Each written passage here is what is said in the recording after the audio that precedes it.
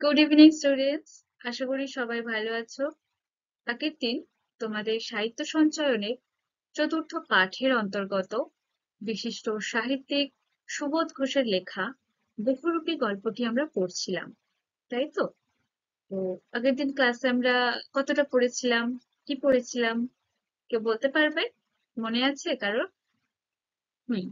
তো আগের দিন ক্লাসে আমরা বিশিষ্ট সাহিত্যিক সুবোধ ঘোষ সম্পর্কে আমরা জেনেছিলাম এবং এই গল্পটির বিস্তারিত আলোচনা পর্বে অল্প একটু আমরা পড়েছিলাম, তাই তো? তো কি পড়েছিলাম, সেই গল্পের মধ্যে কি ছিল না একবার মনে করে নেওয়া যাক। হুম? তো আমরা দেখি এই গল্পের মূল চরিত্র ফরিদা, যিনি একজন বহুরূপী। তিনি নানান রকম সেজে নিজেকে উপস্থাপনা করেন এবং সেটাই ছিল তার একমাত্র পেশা। বাঁধা ধরা কোনো কাজ তিনি করতেন না, করতে ভালোবাসতেন না। এই কাজটাই তিনি মন থেকে করতেন এবং এখান থেকে যতটুকু তিনি রোজগার করতেন সেটা দিয়েই তিনি তার জীবিকা নির্বাহ করতেন। হুম? এবং এই হরিদাকে নিয়েই পুরো গল্পটি এবং তার এই বহুরূপিতার মধ্যে দিয়ে এই বিচিত্রময় বা বৈচিত্র্যময় যে জীবন, আর নানান রকম বিভিন্নতা ভরা তার জীবন। তো এই নানা রকম সাজ, এই বহুরূপিতা, এগুলোর মধ্যে দিয়েই কিছু টুকরো টুকরো ঘটনা ঘটতে থাকে ফরিদাকে কেন্দ্র করে। তো সেই ঘটনাগুলো আমরা পরপর দেখে নেব। তো চলো গল্পের বিস্তারিত আলোচনা পর্বের পরবর্তী অংশ দেখে নেওয়া যাক। তো গল্পের পরবর্তী অংশ অর্থাৎ ৭৬ পৃষ্ঠা দেখো সবাই। কি বলছে? ফরিদার জীবন এরকম বহুরূপের খেলা দেখেই একরকম চলে যাচ্ছে। অর্থাৎ ফরিদা যে রোজ রোজ তিনি নিজেকে নতুন নতুন সাজে প্রস্তুত করেন, নতুন নতুন সাজে সকলের সামনে তিনি নিজেকে উপস্থাপনা করেন, সবাই বেশ মজা নেয়। এবং এটা দিয়েই যেহেতু তিনি কি বলে রোজগার তার এটাই, তাই জন্য বলছেন যে বহুরূপের খেলা দেখেই তিনি রোজ রোজ যে নানা রকম যে খেলা দেখাচ্ছেন, কখনো পাগল সেজে যাত্রীদেরকে ভয় দেখাচ্ছেন, বা এই যে নানা রকম ভাবে তিনি সাজছেন, নানা রকম খেলা দেখাচ্ছেন। তো সেটাই বলছেন যে বহুরূপের এরকম খেলা দেখেই একরকম তার দিন কেটে যাচ্ছে। এই শহরের জীবনে মাঝে মাঝে বেশ চমৎকার ঘটনার সৃষ্টি করেন বহুরূপী ফরিদা। অর্থাৎ এই শহরের জীবনে মাঝে মাঝে চমৎকার চমৎকার ঘটনা তিনি সৃষ্টি করেন। এই যে একটু আগে আমি বললাম যে তিনি রোজ রোজ তার মধ্যে এক নতুনত্ব কোনো সাজ নিয়ে হাজির হন বা নতুন নতুন চমক আনেন এবং সেটা কি করেন যে তাকে মানে গল্পটা, গোটা গল্পটা শুধুমাত্র হরিদাকে কেন্দ্র করেই, তার বহুরূপী তাকে কেন্দ্র করেই নানান ঘটনা ঘটেছে টুকরো টুকরো। তো সেটাই বলছেন যে এই শহরের জীবনে মাঝে মাঝে এরকম বেশ চমৎকার আহ, ঘটনা সৃষ্টি করেন ফরিদা। হুম। সন্ধ্যার আলো সবেমাত্র জ্বলেছে। দোকানে দোকানে লোকজনের ব্যস্ততা আর মুখরতাও জমে উঠেছে। তো এখন যে বর্ণনাটা করছেন লেখক, একটা সন্ধ্যা বেলার বর্ণনা করছেন। কি হচ্ছে না, সন্ধ্যার আলো সবেমাত্র জ্বলেছে, অর্থাৎ সবে সবে সন্ধ্যা হয়েছে। দোকানে দোকানে লোকজনের ব্যস্ততা আর মুখরতাও জমে উঠেছে, অর্থাৎ সন্ধ্যাবেলা কি হয়, লোকজনের ভিড় হয় একটু দোকানে দোকানে। অর্থাৎ কেউ কাজে থেকে ফেরে, অফিস থেকে ফেরে, যাই হোক, আহ ব্যস্ততাময় তো জীবন বা ব্যস্ততাময় পৃথিবী, সমস্ত লোকজন ঠিক সন্ধ্যাবেলায় বাড়ি ফেরে, কিংবা কেউ কেউ সারাদিন পর সন্ধ্যাবেলায় একটু আড্ডা দিতে যায়। হ্যাঁ। তো সেই রকম, তো সেই জন্যই বলছেন যে দোকানে দোকানে লোকজনের ব্যস্ততা, তো সবে সবে সন্ধ্যা হয়েছে এবং লোকজনের ব্যস্ততা একটু বেড়েছে আর মুখরতাও জমে উঠেছে। অর্থাৎ আহ যত লোকজন জমা হবে তত আহ আওয়াজ বেশি হবে, তাই না? যে নানান রকম কথা উঠবে বা একটা হইচই টাইপের হবে, সেই রকম আর কি। তারপর হঠাৎ পথের উপর দিয়ে ঘুঙুরের মিষ্টি শব্দ রুমঝুম করে বেজে বেজে চলে যেতে থাকে। তো সেই রকম একটা সন্ধ্যাবেলায় দোকানে দোকানে বেশ লোকজনের ভিড়, সবাই মিলে বেশ গল্প আড্ডা জমিয়েছে। হুম।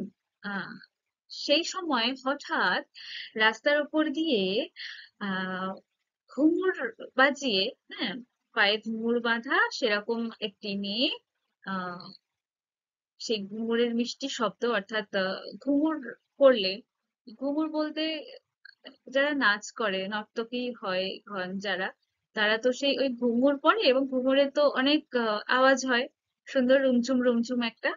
তো সেই রকম ঘুঙুরের এক মিষ্টি শব্দ, অর্থাৎ ঘুঙুরের রুমঝুম শব্দ করে কেউ একজন রাস্তা দিয়ে চলে যেতে থাকে। হুম।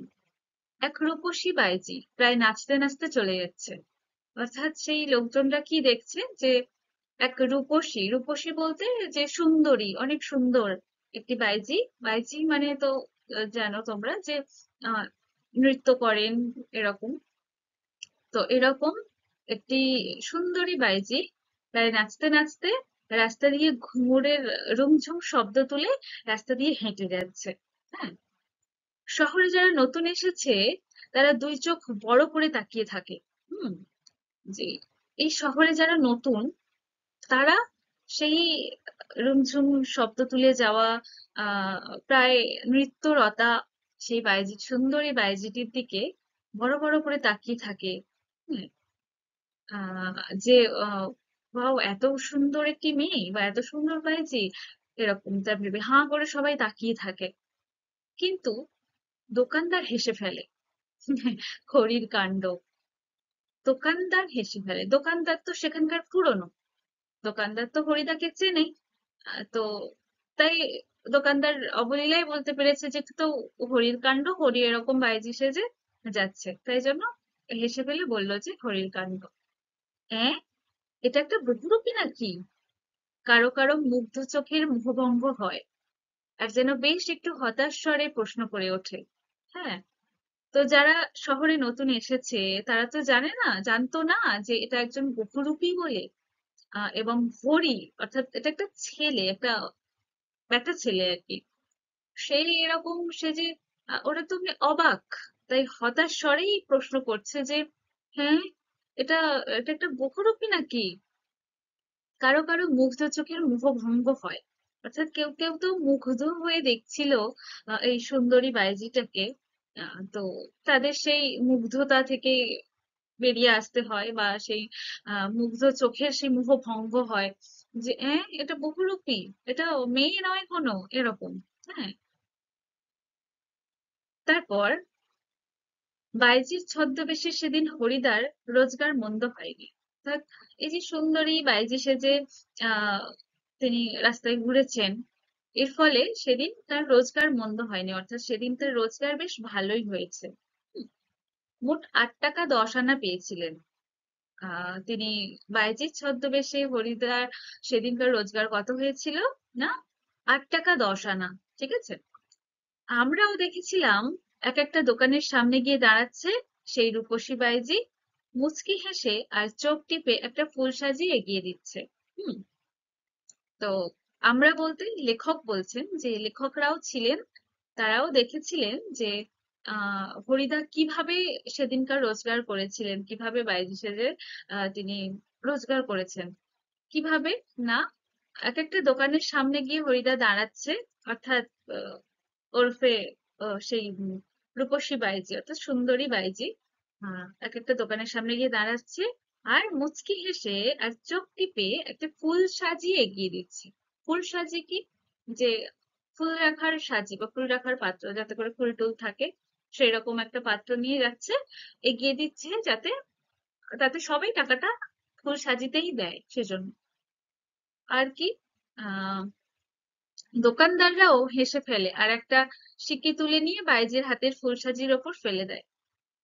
দোকানদারও হেসে ফেলে। হ্যাঁ। যে হ্যাঁ, এত সুন্দর তিনি সেজেছেন, যে একদম সত্যিকারের সুন্দরী বাইজি লাগছে তাকে। তো দোকানদারদেরও ভালো লাগে। তো দোকানদাররাও হেসে ফেলে আর একটা করে সিক্কি তুলে নিয়ে হরিদার হাতে, অর্থাৎ সেই সুন্দরী বাইজি তার হাতে রাখা ফুল সাজির ওপর ফেলে দেয়। এরকম ভাবে সেদিনের রোজগার তিনি করেছিলেন, মানে ফরিদা সেদিনকার রোজগার করেছিলেন। কোনোদিন বাউল, কোনোদিন কাপালিক, কখনো বোঁচকা কাঁধে বুড়ো কাবুলিওয়ালা, কখনো হ্যাটকোট প্যান্টুলুন পরা ফিরিঙ্গি কেরামিন সাহেব।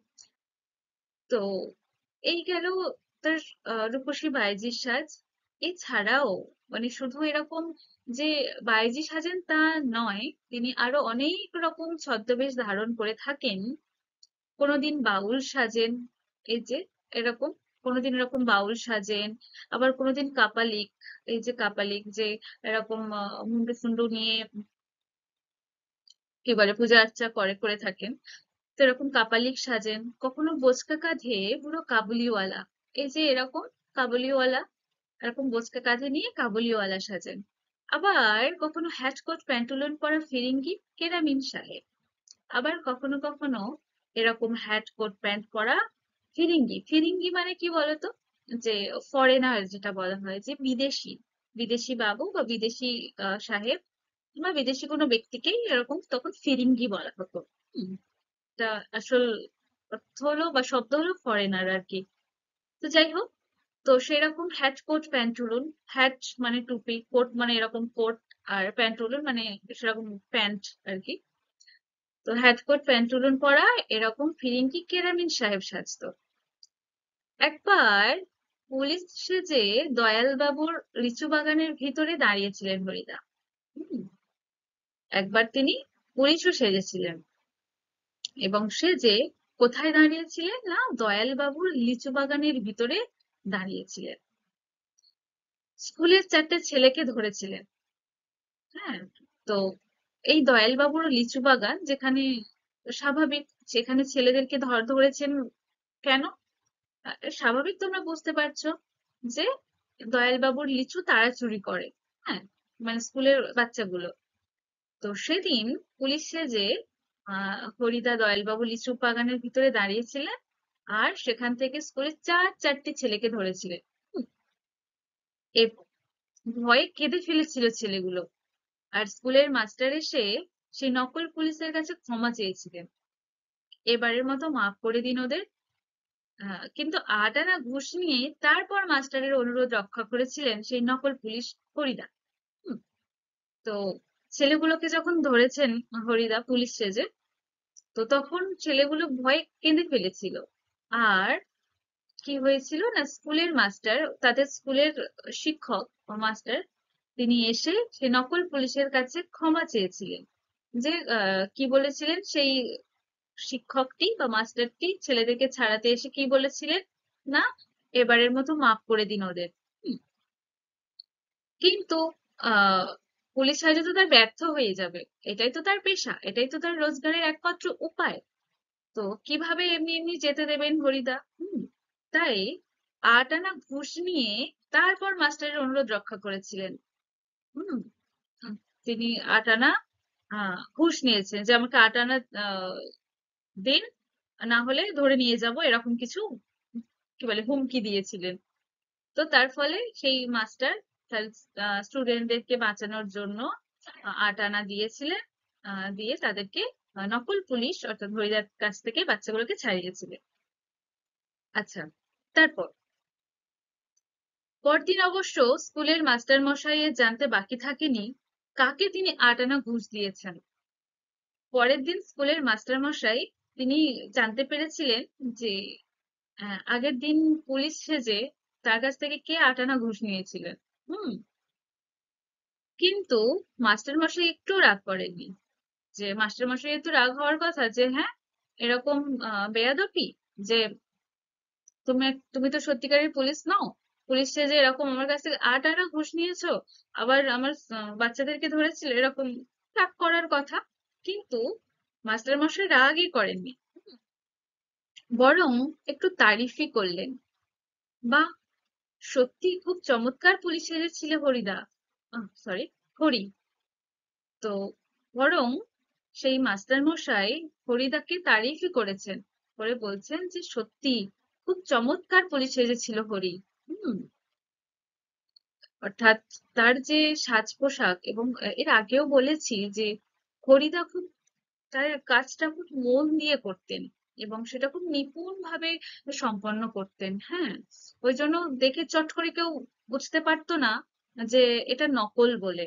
হুম, যা ছদ্মবেশ ধারণ করতো সেই ছদ্মবেশ, অর্থাৎ এক একটা চরিত্র হয়তো না, যে এই বাউলও একটা চরিত্র, একটা বেশ, সেই ছদ্মবেশ, সেই এক একটা চরিত্র বা এক একটা ছদ্মবেশের মধ্যে তিনি একেবারে যেন ডুবে যেতেন, যে এটাই তার রিয়েল, এরকম এটাই মানে সত্যিকারের, সে চরিত্রের মধ্যে তিনি একেবারে মিশে যেতেন।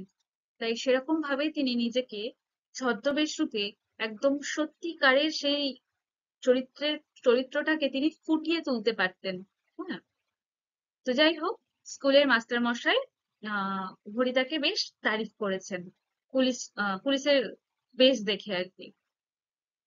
তারপর আজ এখন কিন্তু আমরা ঠিক বুঝতে পারছি না হরিদা তো গম্ভীর হয়ে কি ভাবছে। এবার আসছে আজকের এর কথা।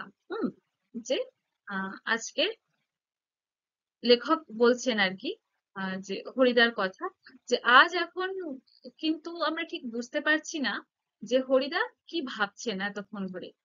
মানে তাও আবার কি গম্ভীর হয়ে বসে রয়েছেন, গম্ভীর হয়ে কিছু একটা ভাবছেন। সন্ন্যাসীর গল্পটা শুনে কি হরিদার মাথার মধ্যে নতুন কোনো মতলব ছটফট করে উঠেছে? লেখকরা ভাবছেন যে সন্ন্যাসীর গল্পটা শুনে, কোন সন্ন্যাসীর গল্প মনে আছে কি তোমাদের? আগের দিন আহ, বলা হয়েছিল, বা এই গল্পের আগের পৃষ্ঠাতে ছিল, যে সেই জগদীশ বাবুর বাড়িতে এক সন্ন্যাসী এসেছিলেন, এবং যে সন্ন্যাসী বছরে একটা মাত্র কি বলে হরিতকি নাকি একটা ওটা খেয়ে বেঁচে থাকেন। এছাড়া তিনি হলো গিয়ে উম হিমালয় থেকে এসেছেন, আহ খুব নামি দামি একটা সন্ন্যাসী এরকম। তো সেই সন্ন্যাসীর গল্প যখন উম শুনেছিলেন লেখকদের কাছে, তো লেখকের মন্তব্য, বা লেখক ভাবছেন যে সন্ন্যাসীর গল্পটা শুনে কি হরিদার মাথার মধ্যে আবার নতুন কোনো মতলব ছটফট করে উঠেছে, বা তিনি কি নতুন কোনো মতলব ভাবছেন বা আনছেন। হুম, ঠিকই, আমাদের সন্দেহ মিথ্যে নয়। অর্থাৎ লেখকরা যে সন্দেহটা করেছিলেন বা যেটা ভাবছিলেন সেটাই সত্যি হয়ে উঠল। হরিদা বললেন, আজ তোমাদের একটা জবর খেলা দেখাবো। হরিদা লেখকদের উদ্দেশ্যে বললেন যে তোমাদের একটা জবর খেলা দেখাবো। জবর মানে বুঝতে পারছো, যে একদম জাঁকালো কোনো একটা কিছু, যে একটা হেভি খেলা দেখাবো, একটা মারাত্মক খেলা দেখাবো, এরকম অর্থে জবর শব্দটা ব্যবহার হয়ে থাকে। তো একটা জবর খেলা দেখাবো। কি দেখাচ্ছে দেখা যাক। যে আমাদের দেখিয়ে আপনার লাভ কি হরিদা? আমাদের কাছে থেকে একটা সিগারেটের চেয়ে বেশি কিছু তো পাবেন না। লেখকরা তখন বলছেন যে আহ আপনি তো, অর্থাৎ লেখক এটা ভেবে বলেছেন যে হরিদা তো রোজগারের জন্য বহুরূপী সাজেন, ছদ্মবেশ সাজেন, নানান ছদ্মবেশ সাজেন। তো সেজন্যই বলছে যে আমরা তো বেশি কিছু দিতে পারবো না, তাহলে আমাদেরকে কেন দেখাবে? হ্যাঁ, সেজন্যই বলছে যে আমাদের দেখি আপনার লাভ কি হরিদা? যে আমাদের দেখি কি লাভ? আমাদের কাছ থেকে তো সিগারেটের চেয়ে আর বেশি কিছু তো পাবেন না। হুম, অর্থাৎ তারা তো আর টাকা পয়সা দিতে পারবেন না, তারা শুধু সিগারেটটাই, খুব বড় যে সিগারেটটা দিতে পারবে, তাই বলছে হরিদা। না, ঠিক তোমাদের দেখাবো না, আমি বলছি তোমরা সেখানে থেকো, তাহলে দেখতে পাবে। কোথায়?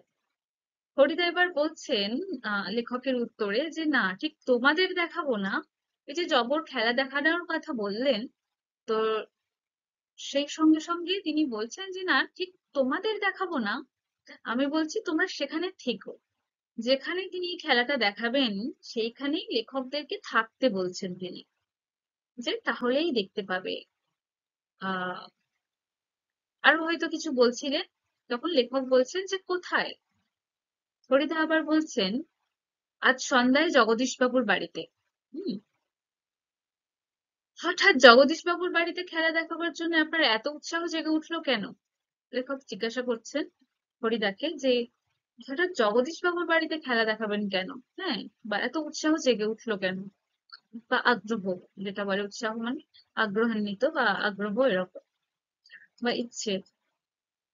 হরিদা হাসেন, মোটা মতন কিছু আদায় করে নেব, বুঝতেই তো পারছো, পুরো দিনটা রূপ ধরে ঘুরে বেড়িয়েও 2-3 টাকার বেশি হয় না। একবার বায়েজি সেজে অবশ্যই কিছু বেশি পাওয়া গিয়েছিল, কিন্তু ওতেই বা কি হবে? হুম, হরিদা এবার বলছেন, একটু হেসে বলছেন যে হ্যাঁ, মোটা মতন কিছু আদায় করে নেব। হুম, মোটা মতন কিছু বলতে যে তিনি একটু বেশি টাকা আদায় করে নেবেন, সেরকম কিছু একটা ফোন দিয়ে আনছেন। লেখকদেরকে বলছেন তিনি যে বুঝতেই তো পারছো, পুরো দিনটা রোগ ধরে ঘুরে বেরিয়েও 2-3 টাকার বেশি হয় না। তা তিনি, সেজন্যই তো তিনি এত গরিব, যে কখনো কখনো তিনি ভাত খেতে পারেন না, ভাতের জায়গায় জল ফোটে হাঁড়িতে। তো বুঝতেই পারছো তোমরাও যে স্বাভাবিক সেরকম বেশি রোজগার হয় না। তাই বলছি যে পুরো দিনটা রূপ ধরে ঘুরে বেরিয়েও 2-3 টাকার বেশি হয় না। একবার বায়েজি সেজে অবশ্যই কিছু বেশি পাওয়া গিয়েছিল, যে তিনি যখন বায়েজি সেজেছিলেন সেই দিনই একটু বেশি টাকা রোজগার করতে পেরেছিলেন। এই 8 টাকা 10 আনা মতো পেয়েছিলেন। তাছাড়া বাদবাকি দিন তার ওই 2-3 টাকার মতোই হয়। কিন্তু ওতেই বা কি হবে? ওই যে 8 টাকা 10 আনা, ওতেই বা কি হবে? ওটা কি আর কোনো রোজগারের টাকা বলে, যে অতটুকু টাকা?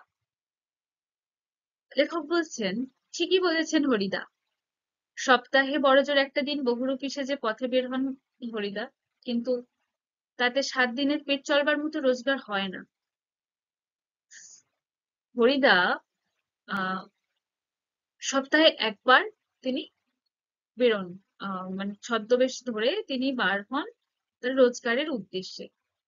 কিন্তু ওই যে আহ তাতে মানে যতটুকু ইনকাম হয় বড়জোর একটা দিন মানে সপ্তাহে একদিন তিনি বহুরূপী সেজে বেরোন, এবং তাতে খুব বেশি তো ইনকাম হয় না। অর্থাৎ ওই যে যেদিন বাইরে সেজে ছিলেন সেদিনই শুধু 8 টাকা 10 আনা মতো পেয়েছিলেন। তো বাকি দিন ওই 2-3 টাকা এরকম হয়। তো এইটুকু টাকা দিয়ে 7 দিনের পেট চলার মতো হয় না, 7 দিনের পেট চলে না। হুম তার একটু আরো একটু বেশি রোজগার করতে হবে, তাহলে তিনি একটু ভালো মতো খেতে পড়তে পারবেন। ফরিদা বলেন, না, এবার আর কাঙালের মতো হাত পেতে বকশিস নেওয়া নয়, এবার মারিত হাতি, লুঠিত ভান্ডার, একেবারে যা ঝেলে নেব তাতে আমার সারা বছর চলে যাবে। তো এবার হরিদা একটু পাকাপোক্ত কিছু প্ল্যান করেছেন। হুম তো কি প্ল্যান? যে এবারে আর কাঙালের মতো হাত পেতে বকশিস নেওয়া না। কাঙাল মানে যে ভিক্ষুক অর্থে বোঝায়, হ্যাঁ, কাঙাল। যে ভিক্ষুকের মতো হাত পেতে বকশিস নেব না, মানে তিনি, এটা তো তার পেশা, এটা একটা তার প্রফেশন। তো তিনি সেই রকম এত ভালো ভালো সেজে গুজে, আহ তাও তো সেই ভিক্ষুকের মতো হাত পেতেই বকশিস নিতে হয়। তারা খুশি করে যতটুকু দেবে ততটুকুই তার প্রাপ্য, কিন্তু ততটুকুই তার রোজগার। তো তিনি এবার ভাবলেন যে আর নয়, আর এরকম ভিক্ষুকের মতো হাত পেতে নেব না, বকশিস নেব না। এবার মারিত হাতি, লুঠিত ভান্ডার। হ্যাঁ, তো একটা মানে একটা প্রবাদ বাক্যের মতো, একেবারে যা ঝেলে নেব তাতে আমার সারা বছর চলে যাবে।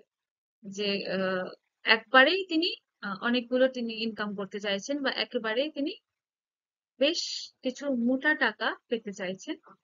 তাই বলছেন যে একেবারেই যা ঝেলে নেব, এবং এই একবারেই তিনি যতটা নিতে পারবেন সেটা দিয়েই তার সারা বছর চলে যাবে, এইরকম একটা ফন্দি এঁটেছেন। তো কি ফন্দি, দেখা যাক পরের পাতায়। বলছেন, কিন্তু সে কি করে সম্ভব? জগদীশবাবু ধনী মানুষ বটেন, কিন্তু বেশ কৃপণ মানুষ। লেখক বলছেন এবার যে আপনি যে এত কিছু ভাবছেন, এরকম ফন্দি আঁটছেন, কিন্তু সেটা কি করে সম্ভব হবে? জগদীশবাবু ধনী বটে, মানে ধনী মানুষ, ধনী ব্যক্তি, কিন্তু বেশ কৃপণ মানুষ। হুম, হরিদাকে একটা যোগী সন্ন্যাসী কিংবা বৈরাগী সাজতে দেখে কত আর খুশি হবেন জগদীশবাবু। যে ভাবছেন বা বলছেন লেখক যে হরিদা জগদীশবাবুর বাড়িতে গেলে কি আর সেজে যাবে, খুব বড়জোর একটা যোগী সন্ন্যাসী সাজবে কিংবা বৈরাগী সেজে যাবেন। হুম তো এই যোগী সন্ন্যাসী কিংবা বৈরাগী সাজেতে দেখে জগদীশবাবু খুশি হয়ে আর কতই বা দেবেন। হুম আর খুশি হলেই বা কত আনা বকশিস দেবেন, যে এই যোগী সন্ন্যাসী বা বৈরাগী সাজে দেখে জগদীশবাবু কতটাই খুশি হবেন, বা খুশি হয়ে কত টাকাই বা বকশিস দেবেন। হুম 5 আনার বেশি তো নয়। হরিদা বলেন, তোমরা যদি দেখতে চাও তবে আজ ঠিক সন্ধ্যাতে জগদীশবাবুর বাড়িতে থেকো। লেখকদের উদ্দেশ্যে বললেন। আমরা বললাম, থাকবো। আমাদের স্পোর্টের চাঁদা নেবার জন্য আজ ঠিক সন্ধ্যাতেই জগদীশবাবুর কাছে যাব। যে এরকম ভাবেই একটা ফন্দি আঁটা হচ্ছে। আহ যে হরিদাও তাদেরকে বলছেন যে ঠিক সন্ধ্যাবেলায় জগদীশবাবুর বাড়িতে যেতে। আর তাই লেখকরাও বলছেন যে ঠিক আছে, তাহলে আমরা ওই সময় যাব সন্ধ্যাবেলাতেই। কিসের জন্য বা কোন কারণ নিয়ে? না, স্পোর্টের চাঁদা নেবার জন্য। স্পোর্টের চাঁদা নেবার জন্য সেই সন্ধ্যাবেলাতেই জগদীশবাবুর বাড়িতে লেখকরাও যাবেন। হুম তারপর, বড় চমৎকার আজকে এই সন্ধ্যার চেহারা। আমাদের শহরের গায়ে কতদিন তো চাঁদের আলো পড়েছে, কিন্তু কোনোদিন তো আজকের মতো এমন একটা স্নিগ্ধ ও শান্ত উজ্জ্বলতা কখনো চারিদিকে এমন সুন্দর হয়ে ফুটে ওঠেনি। যে লেখক এবার একটু প্রকৃতির সৌন্দর্যের বর্ণনা করলেন। যে আজকের সন্ধ্যার চেহারাটা বা আজকের সন্ধ্যাটা বেশ চমৎকার লাগছে দেখতে। আমাদের শহরের গায়ে কতদিন তো চাঁদের আলো পড়েছে, অর্থাৎ চাঁদের আলো তো প্রায়ই দেখা যায়। এই শহরে তো কতবার চাঁদের আলো ছিল, চাঁদের আলো পড়েছে, কিন্তু কোনোদিন তো আজকের মতো এমন একটা স্নিগ্ধ ও শান্ত, স্নিগ্ধ মানেও একটা শান্ত বা স্নেহময় এরকম। হ্যাঁ, তো তাই বলছেন যে আজকের মতো এমন স্নিগ্ধ শান্ত একটা উজ্জ্বলতা কখনো চারিদিকে এমন সুন্দর হয়ে ফুটে ওঠেনি। হ্যাঁ, যে অর্থাৎ আজকের এই সন্ধ্যায় এই চাঁদের আলো সেই শহরের বুকে পড়ে যেন একটা মানে চাঁদের আলোটায় একটা স্নিগ্ধ ও শান্ত উজ্জ্বলতা দিয়ে চারিদিকটা বেশ সুন্দর হয়ে যেন ফুটে উঠেছে। চাঁদের আলোর উজ্জ্বলতাটা। হুম তারপর ফুরফুর করে বাতাস বইছে। আর কি হচ্ছে? না, এই চাঁদের উজ্জ্বলতা এবং শহরের সৌন্দর্য যে বৃদ্ধি পেয়েছে সেই বর্ণনার সাথে সাথে আরো লেখক বলছেন যে তার সঙ্গে ফুরফুরে একটা বাতাস বইছে। তারপর জগদীশবাবুর বাড়ির বাগানের সব গাছের পাতাও ঝিরিঝিরি শব্দ করে কি যেন বলতে চাইছে। এবং তারা যখন সন্ধ্যায় জগদীশবাবুর বাড়িতে যায়, আহ, সেই সময়কার কথা বলছেন। যে জগদীশবাবুর বাড়ির বারান্দাতে, সরি, জগদীশবাবুর বাড়ির বাগানের সব গাছের পাতাও, অর্থাৎ জগদীশবাবুর বাড়ির বাগানে যতগুলো গাছ ছিল সেই গাছের পাতাগুলোও যেন ঝিরিঝিরি, মানে সেই হাওয়ায় সেই বাতাসে ঝিরিঝিরি শব্দ করে যেন কিছু বলতে চাইছে। হুম জগদীশবাবুর বাড়ির বারান্দাতে মস্ত বড় একটা আলো জ্বলছে। সেই আলোর কাছে একটা চেয়ারের উপর বসে আছেন জগদীশবাবু। তো লেখকরা গিয়ে কি দেখছেন? যে জগদীশবাবুর বাড়ির বারান্দাতে একটা মস্ত বড় আলো জ্বলছে, অর্থাৎ একটা বড় লাইট জ্বলছে। সেই আলোর কাছে একটা চেয়ারের উপর জগদীশবাবু বসে আছেন। হুম এবার জগদীশবাবুর বর্ণনা করছেন। সাদা মাথা, সাদা দাড়ি, সৌম্য শান্ত ও জ্ঞানী মানুষ জগদীশবাবু। জগদীশবাবুর চরিত্র নিয়ে একটু বর্ণনা করলেন। তিনি কেমন ধরনের? প্রথমেই বলেছেন যে তিনি কৃপণ মানুষ, তার চরিত্রের একটা অংশ আর কি। তারপর এখন যে বর্ণনা করছেন তার চেহারার এবং চরিত্রে, যে তার সাদা মাথা, সাদা দাড়ি, সৌম্য শান্ত, তিনি শান্ত প্রকৃতির এবং জ্ঞানী মানুষ। তারপর আমরা আমাদের স্পোর্টের চাঁদার খাতাটিকে জগদীশবাবুর হাতে তুলে দিয়ে দাঁড়িয়ে আছি। তো এই যে একটা প্রকৃতির বর্ণনা, সুন্দর বর্ণনা, এবং জগদীশবাবুর বর্ণনা, জগদীশবাবুর বাড়ির কিছু বর্ণনা করেছেন কখন লেখক?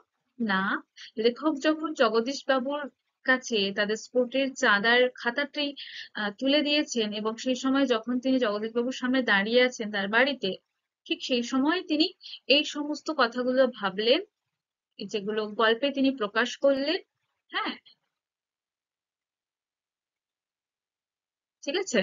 তারপর চমকে উঠলেন জগদীশবাবু। বারান্দার সিঁড়ির দিকে তাকিয়ে জগদীশবাবুর দুই বিস্মিত চোখ অপলক হয়ে গেল। তো যখন লেখকদের স্পোর্টের চাঁদার খাতা তিনি দেখছিলেন, তার হাতে ছিল, হঠাৎ তিনি চমকে উঠলেন। কেন না, জগদীশ বাবু যখন বারান্দার সিঁড়ির দিকে তাকিয়ে আহ তাকালেন, তখনই কিছু একটা দেখলেন। দেখে তার দুই বিস্মিত চোখ অপলক হয়ে গেল। অপলক মানে কি না, পলকহীন বা এক দৃষ্টিতে তাকিয়ে রয়েছেন এরকম।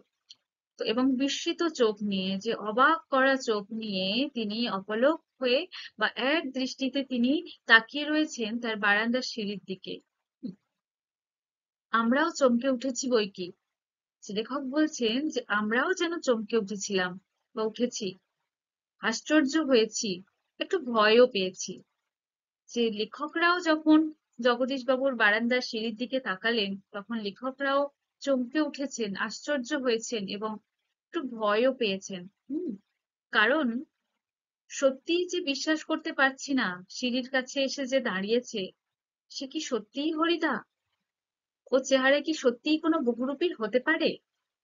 অর্থাৎ আহ তারা কি দেখে চমকে উঠেছিলেন না, জগদীশবাবুর বারান্দার সিঁড়ির কাছে দাঁড়িয়ে রয়েছেন একজন বহুরূপী, এবং তাকে দেখেই সবাই চমকে উঠছে। এবং লেখক বলছেন যে বিশ্বাস করতে পারছি না, সিঁড়ির কাছে এসে যে দাঁড়িয়েছে সে কি সত্যিই হরিদা। অর্থাৎ তারা তো জানতেন যে হরিদা আজকে সন্ধ্যায় কিছু একটা বড় ঘটনা ঘটাতে চলেছে। তো সেজন্যই চট করে তারা বুঝতে পেরেছেন যে এটা হরিদাই হবে। তাই তারা যে জানতেন যে এটা হরিদা, তাই যেন বিশ্বাস করে উঠতে পারছেন না, নিজের চোখকে বিশ্বাস করতে পারছেন না যে সিঁড়ির কাছে যে দাঁড়িয়েছেন এটা কি সত্যিই হরিদা। ওর চেহারা কি সত্যিই কোনো বহুরূপীর হতে পারে? দেখে মনে হচ্ছে একজন সত্যিকারের। হ্যাঁ, তো কিরকম না, দেখা যাক যে কোন রূপে হরিদা এসে দাঁড়িয়েছেন না। জটাজুটোধারী কোনো সন্ন্যাসী নয়, অর্থাৎ জটাধারী যে সন্ন্যাসীগুলো হয় সেরকমও নয়। হাতে কমণ্ডলু নেই। কমণ্ডলু কি না, এই যে এই পাত্র, যেটাকে আয়তকার একটা জল, জলের পাত্র, জল রাখা হয়, এরকম কমণ্ডলু গাছের ছাল দিয়েও হয় বা এরকম কোনো ধাতু দিয়েও তৈরি হয়, এটাকে কমণ্ডলু বলা হয়। তো কি বলছেন না, হাতে কমণ্ডলুও নেই, চিমটে নেই। যে একটা সন্ন্যাসী সাজলে যা যা দরকার, যা যা থাকে কাছে, সেসব তার কাছে কিছুই নেই। মৃগচর্মের আসনও সঙ্গে নেই, যে মৃগর চামড়া বা হরিণের চামড়াওয়ালা যে আসন তারা কাছে রাখেন, যেটা পেতে বসেন, সেরকমও নেই, কোনো আসনও সঙ্গে নেই। বৈরিক সাজও নেই, অর্থাৎ বৈরিক মানে গেরুয়া রঙের সাজ, গেরুয়া বসন। যে গেরুয়া রঙের কোনো সাজ পোশাকও নেই। কি, কেমন সেজেছেন তিনি না, আদুর গা, তার উপর একটি ধবধবে সাদা উত্তরীয়। আদুর গা, আদুর মানে কি নগ্ন বা খোলা গা, তো খালি গায়ে তার উপর একটা ধবধবে সাদা উত্তরীয়, কতকটা এইরকম। হ্যাঁ, খোলা গায়ে একটা এরকম সাদা উত্তরীয় ফেলা। উত্তরীয় মানে কি, একটা বেশ লম্বা আকারের একটা দীর্ঘ স্কার্ফ বা শালের মতো দেখতে হয়। হ্যাঁ, লম্বা আহ সাদা সেরকম স্কার্ফ মতো, যেটাকে উত্তরীয় বলে, সেই সেরকম একটা সাদা উত্তরীয় তিনি গায়ের উপর ফেলে এসেছেন। হুম, পরনে ছোট বহরের একটা সাদা থান এবং নিচে পড়ে আছেন একটা সাদা থান। মাথায় ফুরফুর করে উঠছে শুকনো সাদা চুল।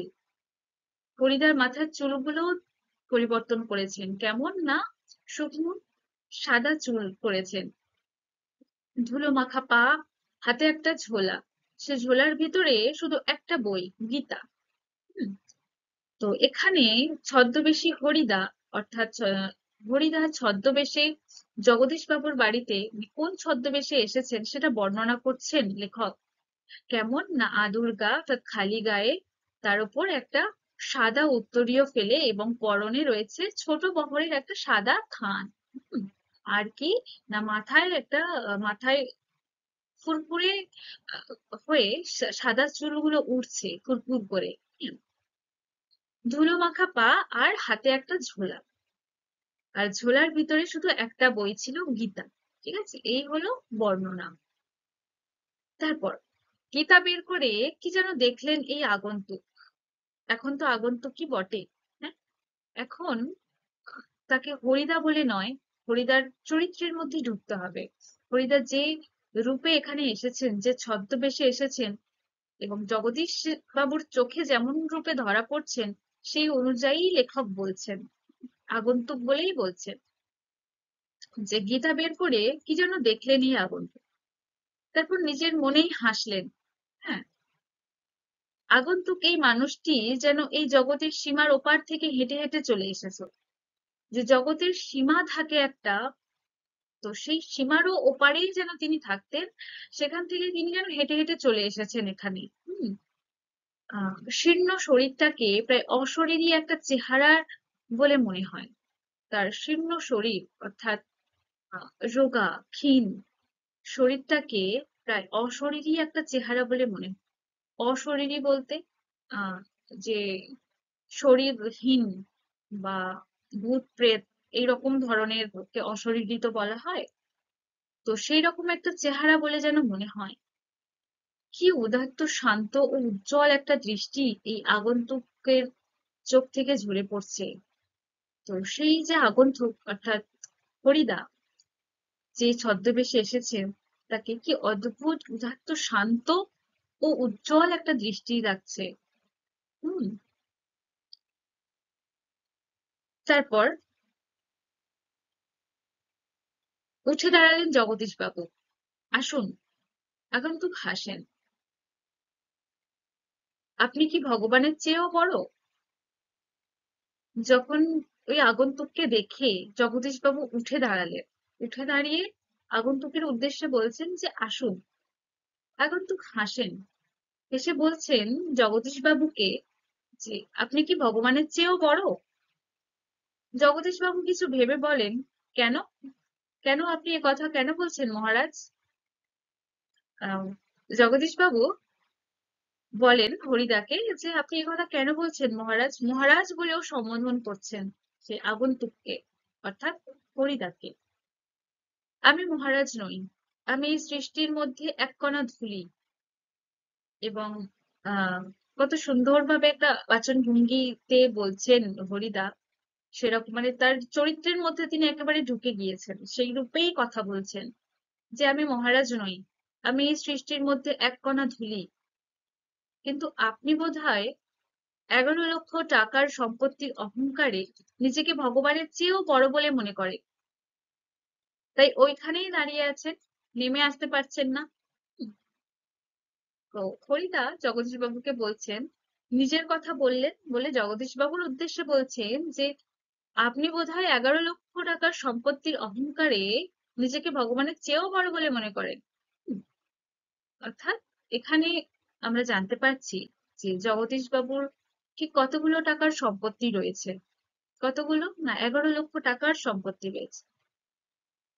তো তাই বলছেন, আগেই বললেন যে আপনি কি ভগবানের চেয়েও বড়, সেটা এজন্যই বললেন যে এই 11 লক্ষ টাকার সম্পত্তির অহংকারে নিজেকে ভগবানের চেয়েও বড় বলে মনে করেন, এরকমটা বলছেন আর কি। এবং কেন বলছেন যে তাই ওইখানেই দাঁড়িয়ে আছেন, অর্থাৎ সিঁড়ির উপরেই দাঁড়িয়ে আছেন, নেমে আসতে পারছেন না আহ, আগন্তুকের কাছে। সেই মুহূর্তে সিঁড়ি ধরে নেমে যান জগদীশ বাবু। যেই না আগন্তুক ওরকমটা বললেন, তার আহ, একটা অ্যাটিটিউড নিয়ে আর কি, তো সেই সাথে সাথেই সিঁড়ি ধরে জগদীশবাবু নেমে যান। আমার অপরাধ হয়েছে, আপনি রাগ করবেন না। সেই আগন্তুকের উদ্দেশ্যেই জগদীশবাবু বলছি যে আমার অপরাধ হয়েছে, আমার ভুল হয়ে গেছে, আপনি রাগ করবেন না। হুম, তো আজকে এটুকুই। তো যতটুকু পড়া হলো, আশা করছি তোমরা সকলে বুঝতে পেরেছো। এবং যদি কোথাও বুঝতে অসুবিধে হয় আমাকে পরের ক্লাসে অবশ্যই জানিও। তো এখানেই আমি আমার ক্লাস শেষ করছি। দেখা হচ্ছে পরের ক্লাসে এই বহুরূপী গল্পের পরবর্তী অংশ নিয়ে। ধন্যবাদ।